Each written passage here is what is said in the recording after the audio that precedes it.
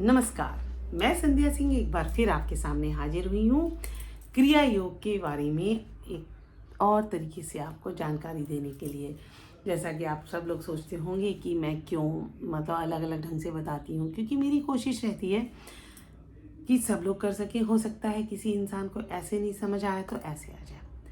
मैं एक थोड़ा सा मैं बता दूँ, मैं एक हिप्नोथेरेपिस्ट, क्रिया योगी प्रैक्टिशनर, नेचुरोपैथ और एस्ट्रोलॉजर हूँ। तो मेरा जो मेथड है सारी चीज़ें मिलाकर है, होलिस्टिक अप्रोच है टुवर्ड्स थेरेपी और कोई भी चीज़ समस्या का समाधान। तो आज हम बात करते हैं, आज का जो मेरा है मुद्दा, जिन लोगों ने कभी भी कोई मेडिटेशन नहीं किया है वो लोग भी इस वीडियो में देख सकते हैं, और जो लोग पहले से कर रहे हैं, मुझसे जुड़े हुए हैं, वो उनको भी इस वीडियो में कुछ ना कुछ मिलने वाला है। तो सबसे पहले आप जो है ये समझिए कि ध्यान क्या है, ध्यान कैसे लगता है। आप डे टू डे लाइफ में सोचिए, देखिए कि आप बैठे हैं, अचानक से आपको ध्यान आता है कि घर पर, आप ऑफिस में बैठे, घर पर ये हो रहा होगा, ये ध्यान है। तो ये ध्यान गया ना आपका घर की तरफ। ठीक उसी तरह आप मेरी वीडियो सुन रहे हैं, ठीक है, और आपके दिमाग में चल रहा है, तो आपका ध्यान मेरी वीडियो पर ना होकर आपका ध्यान वहाँ है। और इसके लिए हम लोग कई मेथड अपनाते हैं ध्यान को समझने के लिए। और इस जो ध्यान है हमेशा है, हम बाहरी चीज़ों पर ध्यान देते रहते हैं कि जैसे मैंने बताया, आप मेरी वीडियो देख रहे हैं, अंदर कुछ और है। तो जब हम इस ध्यान को अंदर की तरफ ले जाते हैं, वो ध्यान हम आज इस चीज़ को क्रिया योग का अभ्यास वो है। हाँ, तो जब हम इनवर्ड यानी अंतर की तरफ ले जाते हैं ध्यान, तो वो ध्यान है ये जो हम बात कर रहे हैं। जैसे आप अभी अपनी आंखें बंद कीजिए, बंद करते ही मैं आपको एक शब्द बोलूँगी, बंद करते ही आप सोचिए, मैं बोलती हूँ, आप सिर्फ सुनिए और उसके बारे में सोचिए। फियर यानी डर, डर का नाम सुनते ही आपके मन में जो भी नाम आता है, जो भी नाम, डर, और उस डर को एक नाम देने की कोशिश कर, मतलब खुद ब खुद आएगा। वो जो नाम है वो आपकी ज़िंदगी में आपको उससे डर लगता है, ठीक है। ठीक उसी तरह खुशी, आंख बंद करके सोचिए तो आपको खुशी पता चलेगी, किस चीज़ से आपको खुशी मिलती है। मुझसे किसी ने पूछा कि हमें कैसे पता चले कि हमारी ज़िंदगी का मकसद क्या है, हम इस दुनिया में किस लिए आए हैं। तो उसके लिए आपको अपनी आंख बंद करके खुद रोज़ अपने आप को, अपनी अंतरात्मा को, जो अंदर शांत बैठा है हमारे अंदर, जो शांत है, जो सबकी सुनता है, हाँ, उस जगह पर बोलिए कि भाई मुझसे प्रभु, या आप जिसको भी मानते हैं, मुझे अपना रास्ता पता चले कि मैं किस काम के लिए दुनिया में आई हूँ या आया हूँ। तो आपको कुछ दिनों में आपका रास्ता उस तरफ बढ़ता चला जाएगा, और 1 महीने 2 महीने बाद आप देखेंगे, अरे ये काम तो मैंने नया शुरू किया है, या जो मैं पुराना काम कर रहा था या कर रही थी उसमें ऐसा हो गया। तो ये तो हम जिंदगी का मकसद जानने के लिए ये विधि अपनाते हैं। दूसरी विधि मैंने आपको ध्यान की बताई। आप पहले कोई भी एक चीज़ लीजिए, आप जैसे सपोज़ आपके सामने मैं हूँ, आप जब मेरी बात सुनी और सुनते समय आपके बैक माइंड में, मतलब पीछे जो आवाज़ आती भी है कि ये है, अरे मैं इनकी वीडियो देख रही हूँ और मुझे तो गैस पर ये करना है, इसीलिए मैं बोलती हूँ कि सारे काम निपटा कर, या ऐसा समय चुनिए जब आपका, जो सिर्फ आपका हो, आपके मन में ऐसा कोई विचार आने की संभावनाएं कम से कम हो, कम से कम ये वाली तो ना हो, उस समय को चुनिए। तो आप सोचिए कि आपका ध्यान मेरी वीडियो सुनते सुनते या देखते देखते वहाँ चला गया। ये ध्यान है। ध्यान कोई ऐसी चीज़ नहीं कि कुछ ऋषि मुनि है, हम सभी ध्यान करते हैं, ध्यान रखते हैं, कहते हैं ना ध्यान रखो, ध्यान से सुनो, ये सब ध्यान है। हम कोई नई चीज़ करते हैं या कुछ सीखते हैं तो हमारा ज़्यादा ध्यान लगता रहता है, तो ये सारा ध्यान है।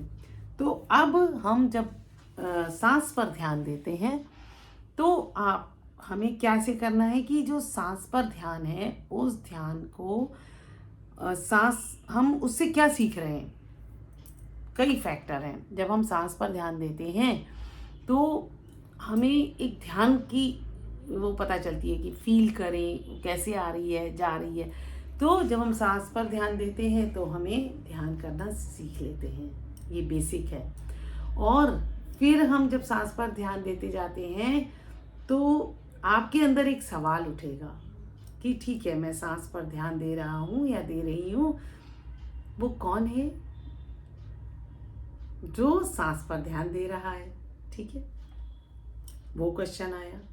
ये शिव और पार्वती के रूप में बहुत अच्छे ढंग से शिव की जो वो है ना बुक है उसमें बहुत अच्छे से दिया हुआ है कि क्वेश्चन पूछने वाला जो है पार्वती है और जो शिव है वो जवाब देता है।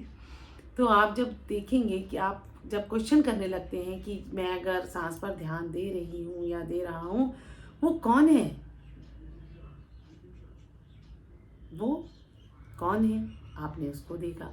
फिर उसके बाद जब आपने ये देखा कि आप जिस पर जो देख सुन रहा है या हमारे इस पर ध्यान दे रहा है, फिर उसके पीछे उसको कौन देख रहा है।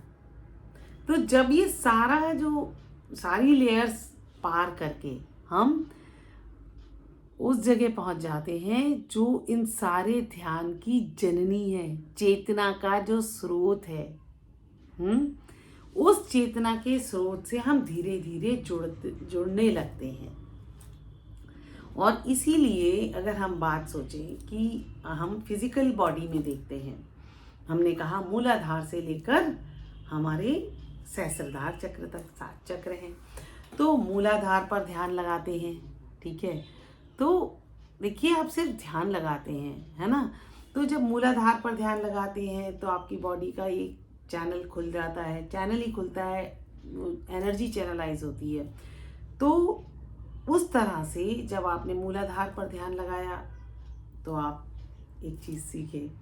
फिर हम धीरे धीरे ध्यान लगाते रहते हैं। अब हमें देखिए, मैं फिर बोलती हूँ, आप 2 चक्रों पर बेसिक ध्यान रखेंगे तो बीच के चक्र अपने आप चैनलाइज होते जाएंगे। हाँ, कौन कौन से, शुरुआत एंड में हम सहस्त्रधार पर भी आएंगे, लेकिन मूलाधार और आज्ञा चक्र के बीच में अगर हम बार बार उस चैनल को खोलते हैं, उस रास्ते पर बार बार चलते हैं, तो हमारा जो है बीच के जितने भी चक्र हैं उनके बीच में कनेक्शन फॉर्म होता है, एक क्लैरिटी आती है।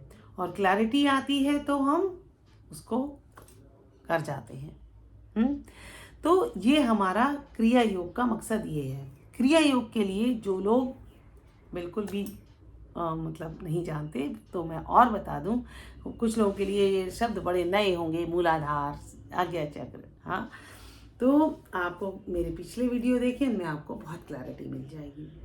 तो अब सबसे पहले आप ध्यान का एक और बेसिक सीख सकते हैं कि जैसे मैं इस चेयर पर बैठी हूँ, तो अगर मैं ध्यान देना शुरू करूँ या मैं इस समय वीडियो रिकॉर्ड कर रही हूँ, तो मैं जब वीडियो रिकॉर्ड कर रही हूँ, तो अब हम जब वीडियो रिकॉर्ड करते समय देखिए, आप ध्यान दीजिए, जब मैं बोलती हूँ तो मेरे अंदर का जो बाकी सिस्टम शांत हो जाता है।